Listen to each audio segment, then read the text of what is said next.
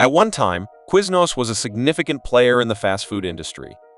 Known for its signature toasted subs, bold flavors, and quirky advertising campaigns, the chain was a favorite among sandwich enthusiasts and a serious competitor to Subway. At its peak in 2007, Quiznos boasted over 5,000 locations worldwide and appeared poised to dominate the sandwich market. However, this once thriving company faced a dramatic downfall, resulting in a sharp decline in its number of stores, financial struggles, and eventual obscurity within the fast food landscape. What triggered this sudden fall from grace? How did a brand that seemed to have it all, loyal customers, unique offerings, and a competitive edge, experience such a spectacular failure? Let's explore the rise and fall of Quiznos, examining the reasons behind its decline and the lessons it offers for businesses today.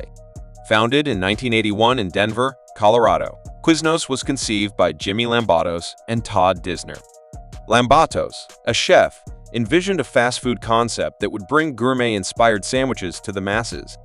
What set Quiznos apart from other sandwich chains was its focus on quality ingredients, innovative recipes, and, most notably, its use of a conveyor belt toaster.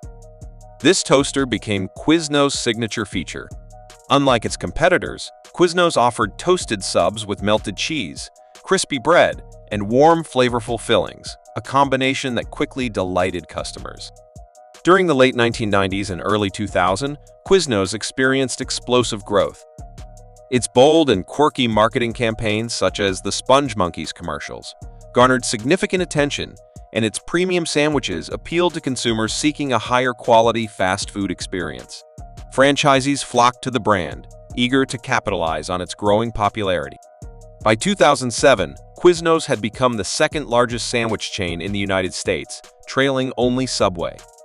Despite its rapid growth, cracks began to form in Quiznos' foundation. While the brand continued to expand, it faced a series of critical issues that ultimately led to its downfall. Quiznos' aggressive expansion strategy relied heavily on selling franchise licenses. The company primarily generated revenue from franchise fees and supply chain sales, rather than from the profits of individual stores. This model caused significant friction between corporate management and franchisees. Many franchisees accused Quiznos of exploiting them through high fees, overpriced supplies, and restrictive contracts.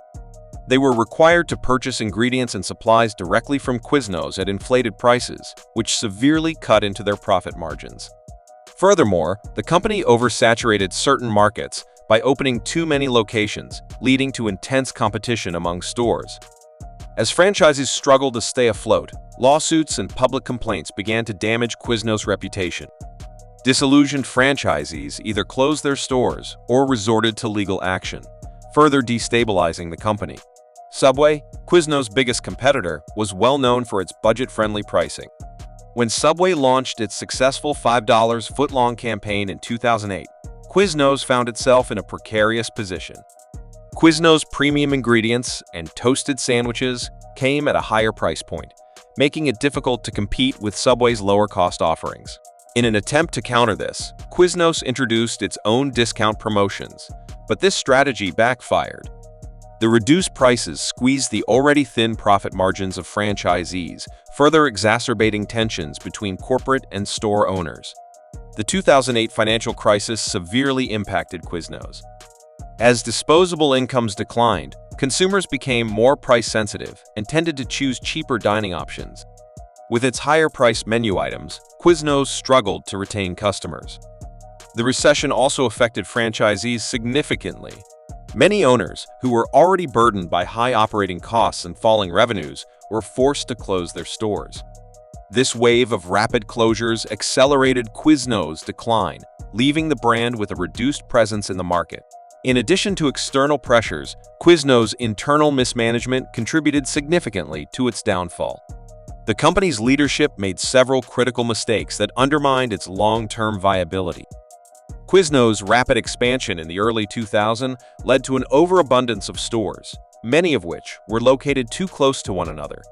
This oversaturation diluted sales for individual locations and created intense competition among franchisees.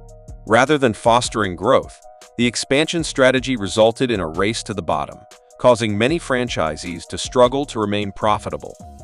While Quiznos initially distinguished itself with its toasted subs, this competitive advantage diminished over time. Other chains, including Subway, began to offer toasted sandwiches, eroding Quiznos' unique appeal. Instead of continuing to innovate and diversify its menu, Quiznos remained reliant on its original concept, which gradually lost its appeal.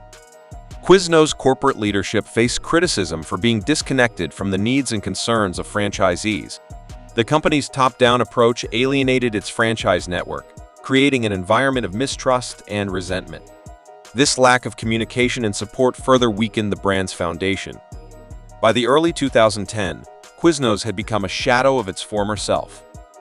Its number of locations plummeted from over 5,000 in 2007 to fewer than 2,000 by 2014. The company faced mounting financial troubles, including lawsuits, declining sales, and increasing debt.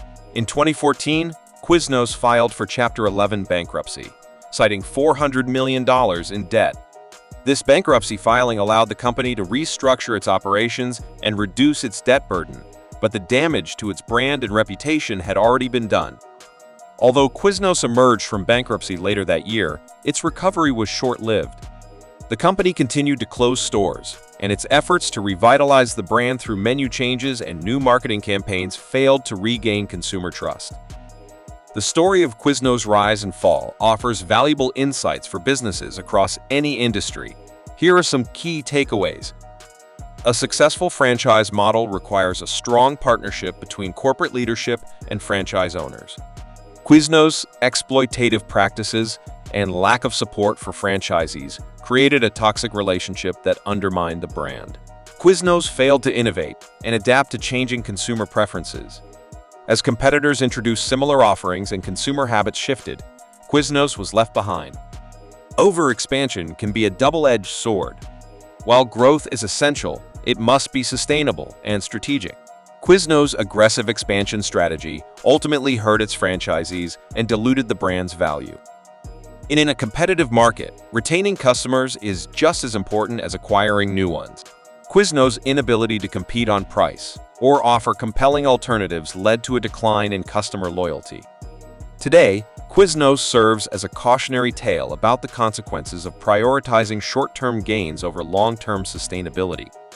While it still operates a small number of locations, its influence in the fast food industry has diminished significantly.